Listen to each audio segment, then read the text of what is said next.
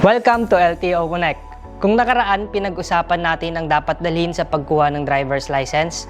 For this episode, ituturo ko naman sa inyo ang tamang proseso sa pagkuha ng lisensya.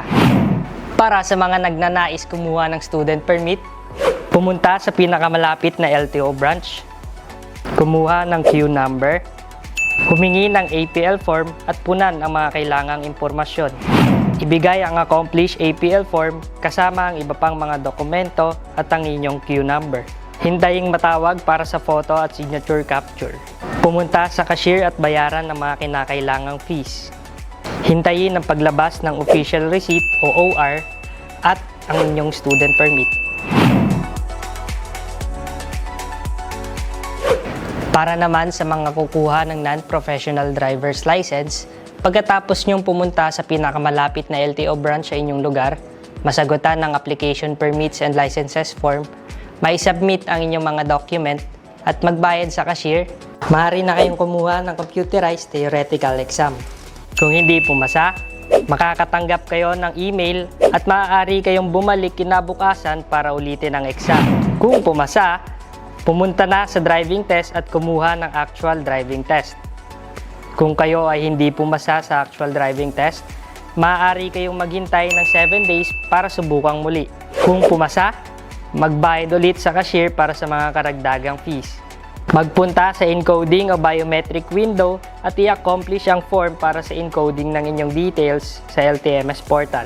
Tanggapin ang OR at ang DL card at pirmahan ng release form at LTO log sheet.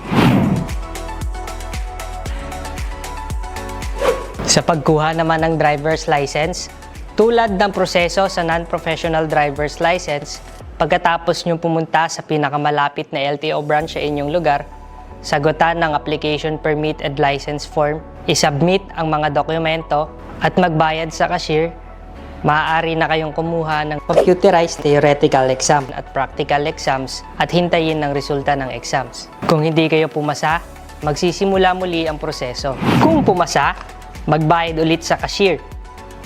Magpunta sa encoding o biometric window, i-accomplish ang form para sa encoding ng inyong details sa LTMS portal.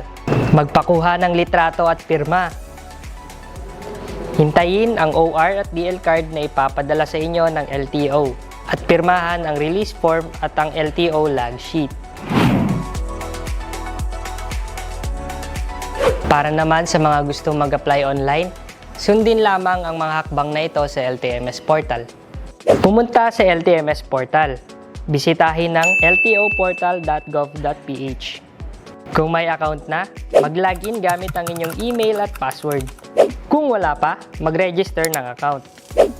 Pumunta sa licensing sa inyong dashboard. Basahin ang terms and conditions at i-click ang accept. Piliin ang uri ng lisensyang inyong ina-apply.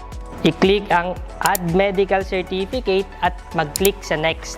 I-verify ang medical certificate number. Piliin ang New or Renewal depende sa inyong kailangan. Ipagpatuloy ang proseso hanggang sa matapos ang aplikasyon. Tandaan, maaari kayong mag-set ng online appointment at magbayad online. Ngunit, kung ikaw ay nag-a-apply ng bagong lisensya, kailangan mo pa rin kumuha ng LTO examination. Ngayong alam nyo na ang step-by-step process kung paano nga ba ang tamang proseso sa pagkuha ng lisensya. Paalala, iwasan ang pagtangkilik sa mga fixer na nangangakong mapabilis ang proseso ng transaksyon. Illegal ang mga ganitong uri ng gawain at may parusa ang mapapatunayang tumangkilik at nagsasagawa ng mga ganitong paglabag. Kung may nais kang isumbong, magmensahe lamang sa Action the Spot o kaya bisitahin ang mga social media accounts ng Land Transportation Office para sa mga karagdagang impormasyon. Ako si Jansen at ito ang LTO Connect.